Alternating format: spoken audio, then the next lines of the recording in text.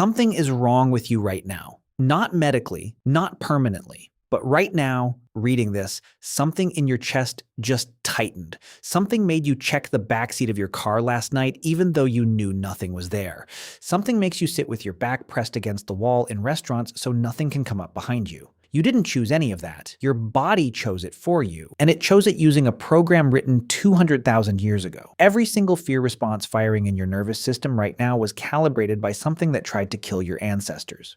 Not metaphorically, physically, repeatedly, successfully enough to leave a mark on your DNA. Even though most of those things haven't existed in your world for 10,000 years. Let's start with the dark. Not your preference for sleeping with the lights off. The actual, total, can't see your hand, something is breathing 3 feet away, dark. Before fire, nightfall wasn't uncomfortable. It was a death sentence with a flexible timeline.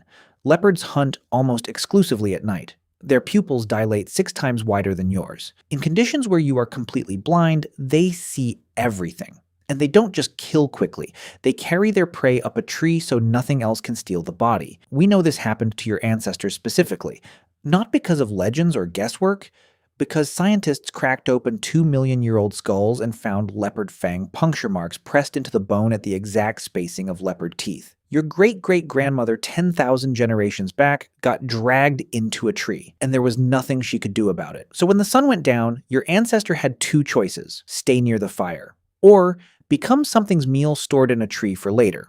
This is why you check the backseat of your car at night. Not because you think something is there, because 200,000 years of people who didn't check didn't make it to morning. Your brain was handed a very specific instruction manual. Darkness equals something with better night vision than you is nearby.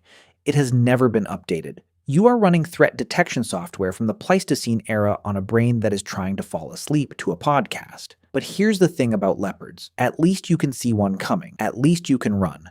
At least it has a face. The thing that genuinely broke ancient humans was something you couldn't see, couldn't fight, couldn't understand, and had no face at all.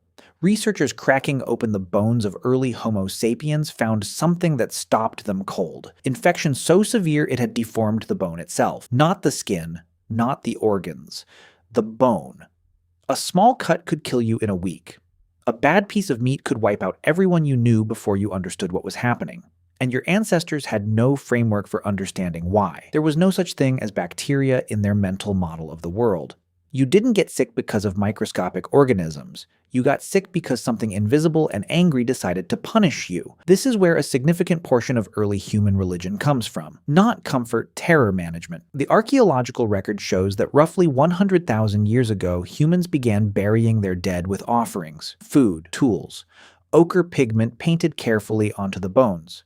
Not as decoration, as a negotiation. We gave you the good stuff. Please don't come back. The fear of the dead returning is documented on every inhabited continent, independently. No contact between civilizations. Same conclusion everywhere. The Greeks placed coins on the eyes of the dead to pay the ferryman. The Norse buried them facing east. In Slavic cultures, they buried you face down. So if you tried to claw your way out, you'd only dig deeper. It wasn't superstition, it was a deal. We gave you everything. Stay down there. This was not primitive thinking. This was the most rational response available to people watching healthy individuals die for invisible reasons 3 days after they were fine.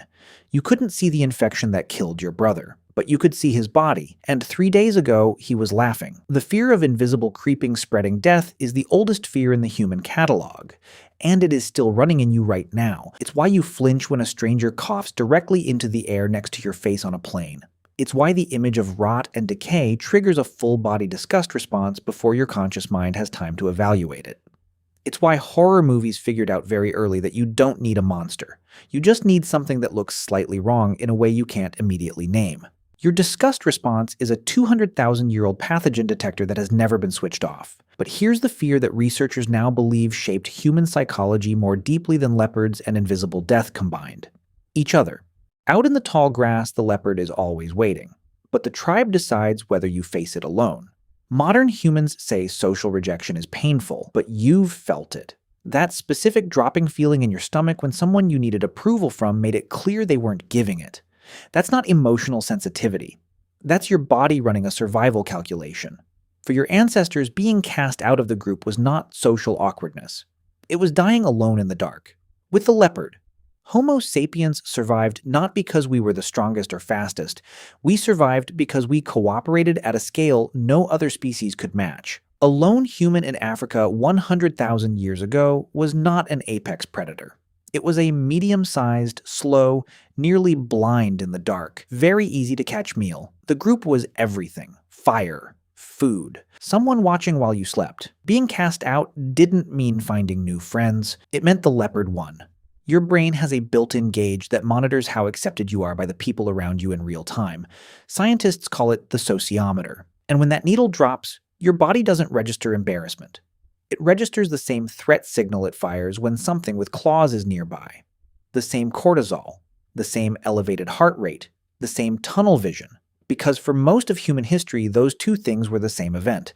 This is why public speaking ranks above death in most fear surveys, which is objectively insane. Standing in front of people and talking has never killed anyone, but your brain registers every set of eyes in the room locking onto you simultaneously. And for 200,000 years, that meant one of two things. The tribe was deciding whether you stayed, or something behind you was about to eat you. Neither was good. The embarrassing thing you said at a work event 4 years ago that still wakes you up at 3 a.m. and replays in full detail? That's your sociometer, still running the ancient calculation. Still trying to protect you from a tribe that stopped existing roughly 10,000 years ago. Now here is where the science reframes everything.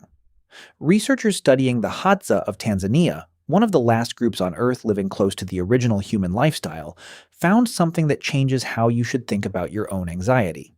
Their fears were not vague, not a general dread about the future, not lying awake worrying about things that might happen. They were specific, precise, encyclopedic. They knew which predators hunted at which hours of the night, which plants caused which symptoms at which dosage. They tracked the social dynamics of their group with an attention to detail that most modern humans never apply to anything. Fear for the Hadza was not a malfunction.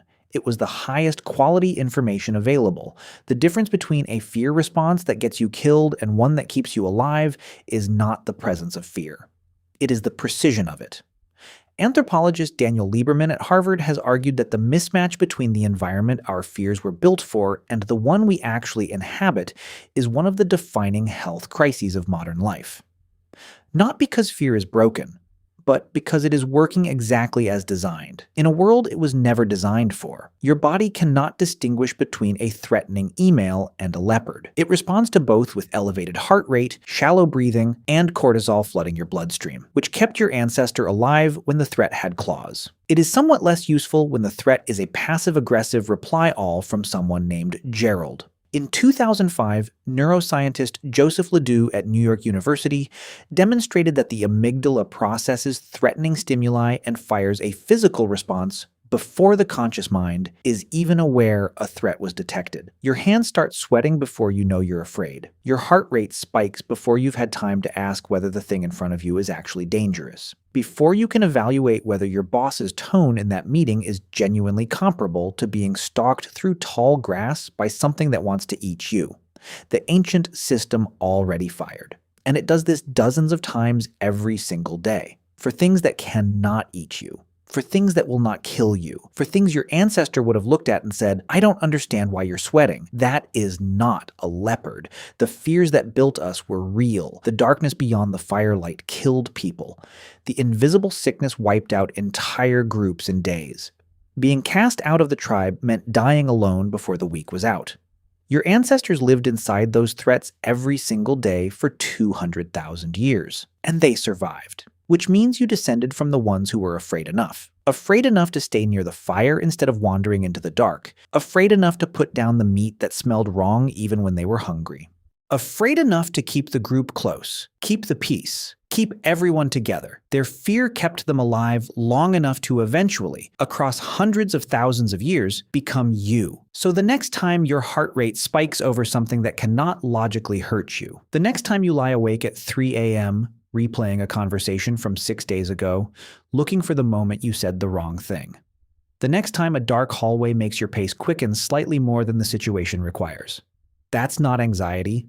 That's not weakness. That's not something to fix. That's 200,000 years of people who made the right call, showing up in your nervous system right on time,